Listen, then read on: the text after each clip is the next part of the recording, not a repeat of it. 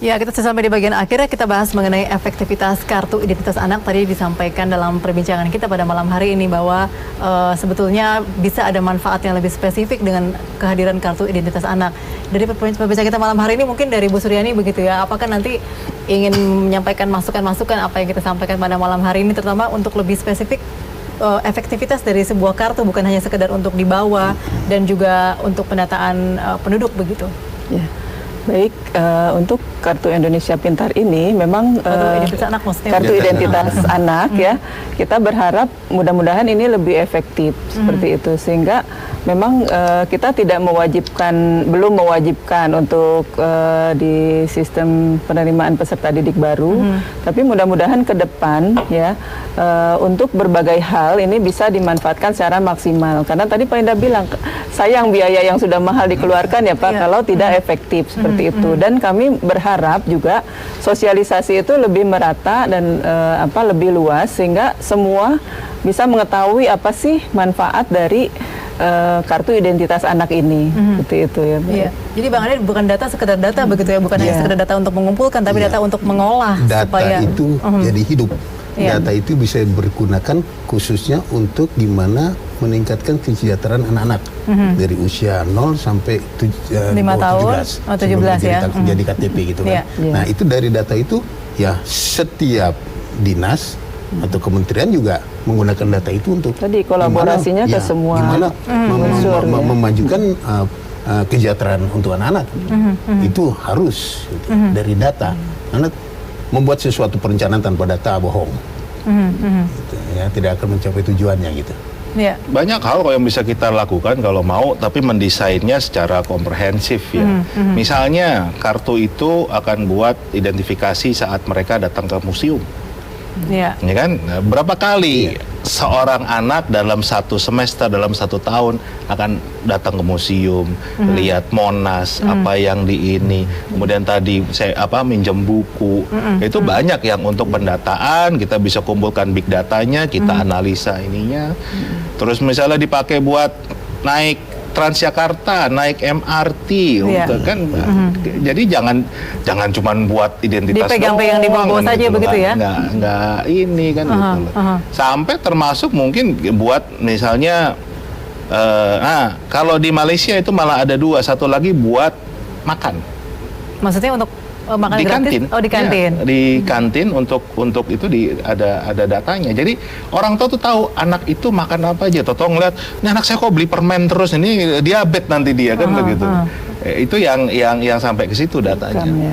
Ya mungkin harus hire Pak Indra nih, Bu Suryani ya, karena tampaknya banyak ide-ide brilian gitu untuk menerapkan kartu identitas anak ini, bukan sekedar tadi hanya untuk dibawa, tadi juga untuk ke museum seperti itu. Harus link ke semua pihak, sehingga ini sangat bermanfaat. Era kolaborasi sekarang, era kolaborasi. Nanti rantai komando dari siapa nih? Tadi kan Pak Indra mengatakan kolaborasi begitu. Nanti rantai komando kira-kira diperlukan dari siapa? Apakah dari Pak Gubernur atau bagaimana? Mungkin Pak Gubernur ya, karena kebijakan provinsi ada di Pak Gubernur, mungkin nanti didukung DPRD. Didorong dari Bang Ade dulu. Bang Ade nanti kartu itu kayak itu bisa multipurpose untuk anak-anak ya, untuk usia sampai dia di bawah 17 tahun. Mungkin dia kalau ke perpustakaan gitu kan, perpustakaan lu minjam ya nggak ada biaya. Museum kan kalau dulu zaman saya kan susah ngontrolnya. Kalau sekarang dengan ada chip itu kan ketahuan, si A mungkin bisa dengan satu kartu untuk semua ya Pak. Jadi nggak banyak kartu, nanti mungkin KJP bisa melalui kartu identitas ini. Ya, karena di predikasi itu sudah KJP, ada mungkin KIP begitu ya. Jadi kalau banyakkan kartu, kasihan dompet ibunya. Kebanyakan kartu ya. Karena yang penuh bukan dompet anaknya ya, ibunya juga yang bawa begitu ya. Oke, baik.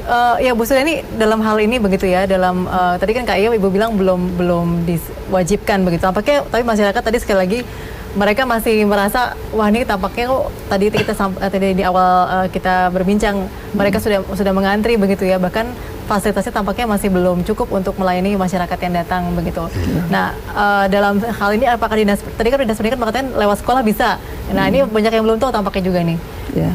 Baik, sebetulnya sih kami secara tidak resmi ya, tadi kebetulan ada teman di Dukcapil, kami bertanya karena kita akan bahas kartu identitas anak, seperti apa sih di DKI Jakarta gitu, karena kan sosialisasinya kelihatan belum terlalu luas. Terus mereka mengatakan kami kerjasama, Bu Suryani boleh hadir besok ketika kita akan launching di satu SD, boleh hadir gitu loh, itu kan secara pribadi sebetulnya. Jadi mereka langsung ke sekolah bahwa kita sudah membuat loh di sekolah ini kartunya seperti itu. Nah, tampaknya Pak Indra ada yang ingin sampaikan yang punya SD boleh hadir, Bu.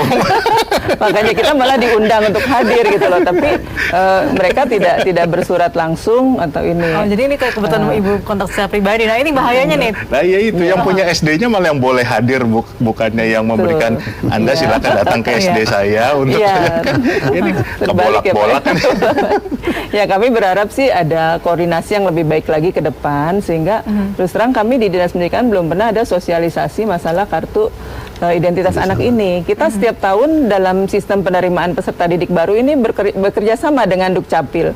Bahkan kita bikin posko di Dinas Pendidikan, itu ada Dukcapil, ada dari Telkom dan sebagainya untuk PPDB online itu, Pak. Tapi kemarin juga belum sama sekali membahas masalah kartu identitas anak ini seperti itu. Jadi kami belum tahu sebetulnya arah ke depan seperti apa gitu tahun depan, apakah diberlakukan atau tidak. Tapi dari Dinas Pendidikan sendiri belum memiliki kebijakan itu. Iya. Nah, ini tampaknya juga kita lihat begitu berbondong-bondongnya warga karena mereka pasti ada kekhawatiran begitu, jika tidak punya ini dikhawatirkan tidak dapat menerima KJP mungkin atau KIP. Kadang info di masyarakat juga ada berita-berita hoax gitu ya, bahwa ini harus wajib loh tahun ini harus gitu. Kalau nggak bisa apa? Kalau nggak bisa masuk sekolah gitu kan. Jadi mereka akan berbondong-bondong datang. Ya sebetulnya itu beritanya nggak tahu dari siapa gitu ya. Sehingga kita nggak tahu sumbernya dari mana. Sama seperti waktu itu ketika ada kartu imunisasi ya Pak ya, kartu imunisasi sebenarnya digalakan oleh Dinas Kesehatan, tapi belum merupakan kewajiban, kami tidak mewajibkan itu gitu. Untuk masuk ke sekolah begitu? Iya, untuk masuk ke sekolah. Berarti tugasnya Bang Ade nanti untuk menenangkan masyarakat nih, jangan percaya dengan berita-berita hoax, terutama tidak bisa dikonfirmasi begitu ya Bang Ade ya.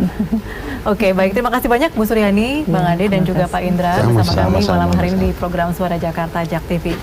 Demikian perbincangan kita mengenai efektivitas kartu identitas anak. Saatnya saya Sela Wangkar pamit. Sampai jumpa.